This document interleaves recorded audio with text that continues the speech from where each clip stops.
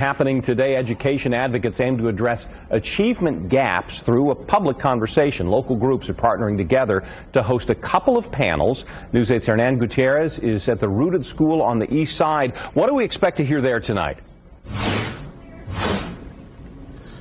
Good morning, Scott. Leaders from 3 public area school districts and IU's Education School will all convene today to address some of those issues with a focus on closing that achievement gap that you mentioned.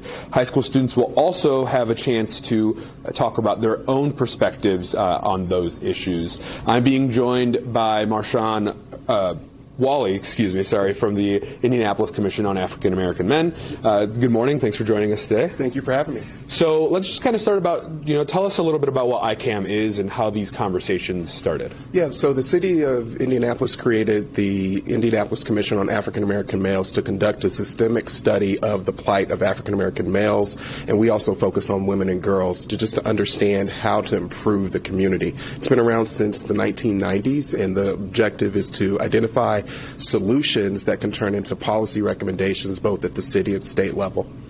And with these community conversations, how did that kind of start, and what was the idea behind them, and why is it so important to kind of host these events? Yeah, so mental health, education, community violence, and business development, these are some of the most pressing issues and really opportunities that the community faces.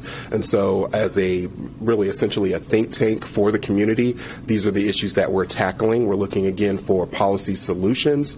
And so we're coming to the community and we're bringing experts to really have a dialogue between really university experts as well as the community to try to come up with solutions that are going to move the needle in each of those areas.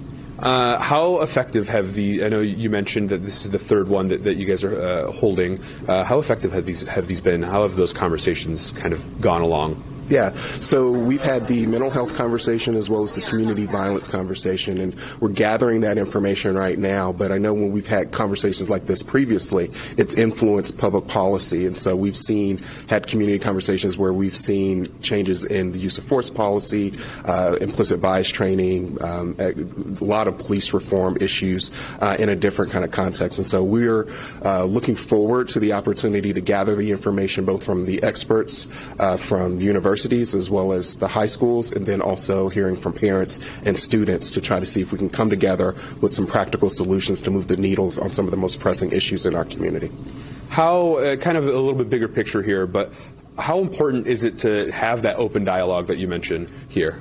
Yeah, so one of the things the community said was that we needed the opportunity to have these conversations, and so that's why the commission was reconstituted in 2020, and I think it's just an excellent opportunity for city government to have the opportunity to hear directly from the community on issues, particularly as they pertain to the black community.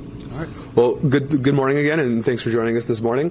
The event today is free and open to the public. The community conversations are all free and open to the public. They'll start today at 6 here at the Rooted School in Indianapolis. I'm Hernan Gutierrez for WishTV, wishtv.com, and like us on Facebook.